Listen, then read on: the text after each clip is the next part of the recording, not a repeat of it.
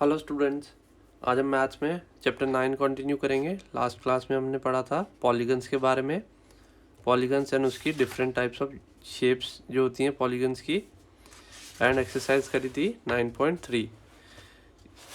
सो आज नेक्स्ट अब हम पढ़ेंगे एंगल्स के बारे में। एंगल्स क्या होते हैं और एंगल्स कैसे फॉर्म करते हैं, एंगल कैसे बनता है।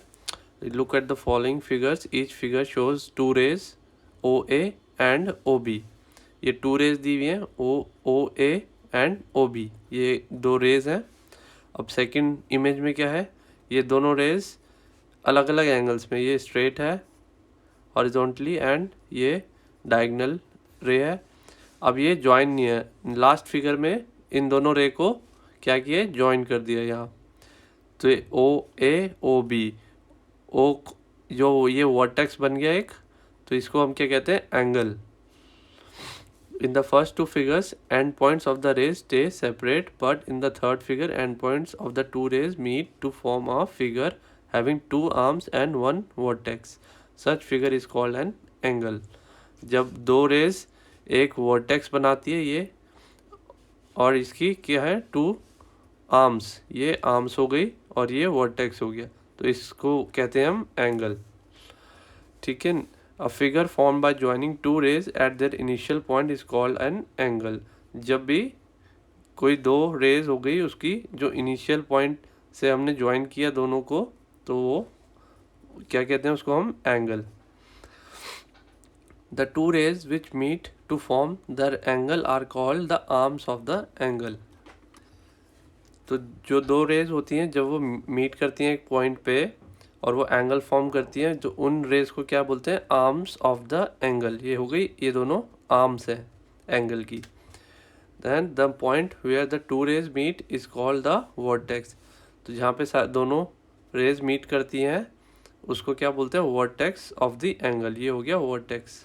ये आपने पीछे पढ़ा था, वर्टेक्स होते हैं सारे ज्वाइनिंग पॉइंट्स रेज के। Last the an angle is denoted by the symbol this.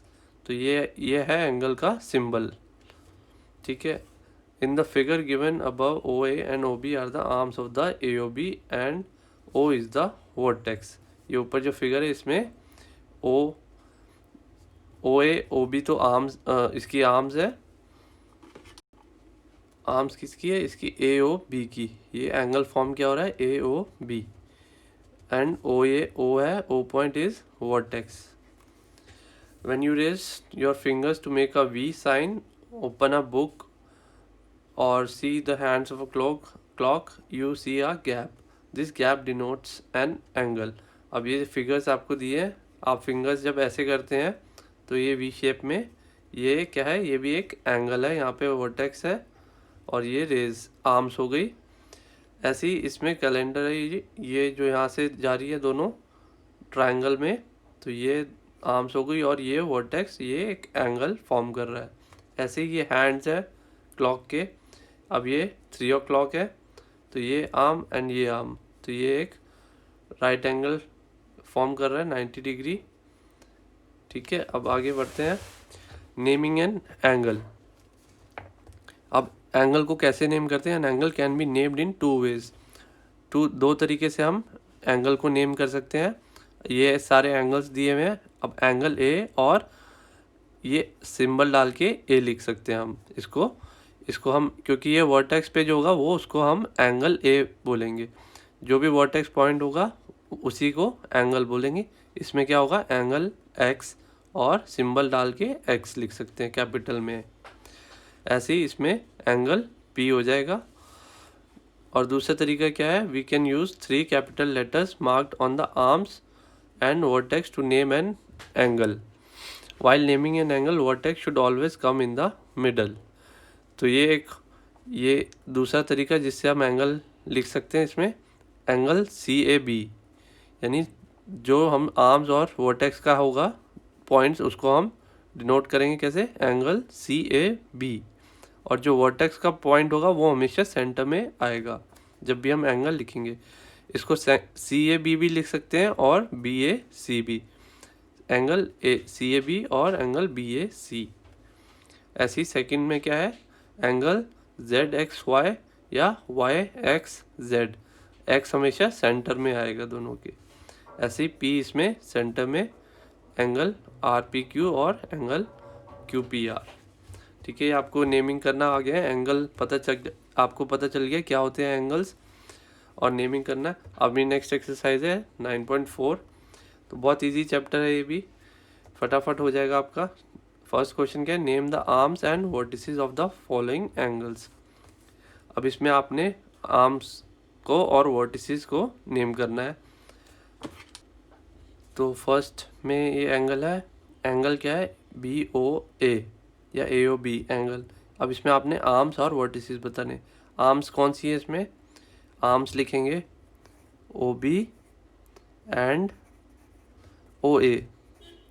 ठीक है, सिंपल है, आर्म्स आपको दिख रही हैं, आपने आर्म्स के नेम करने हैं। आर्म्स क्या होगी, O B and O A. And vertices, vertex क्या है इसका, ओ, सो वर्टेक्स हो जाएगा ओ।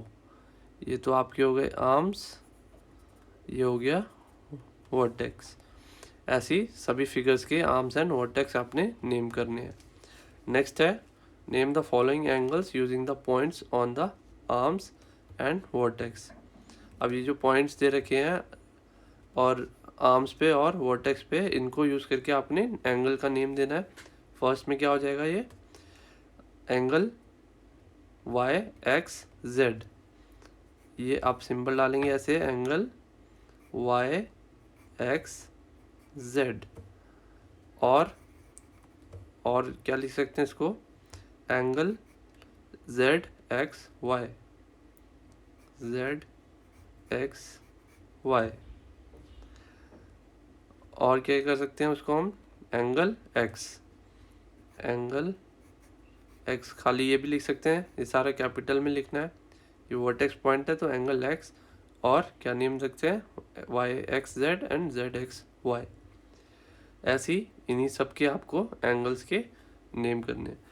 तो 2 ही क्वेश्चंस हैं इस एक्सरसाइज में, ये दोनों आपने अपनी नोटबुक में सॉल्व करने हैं, लिखने हैं, इसके आर्म्स वर्टिसेस एंड एंगल्स के नेम। ठीक है, ओके, थैंक यू।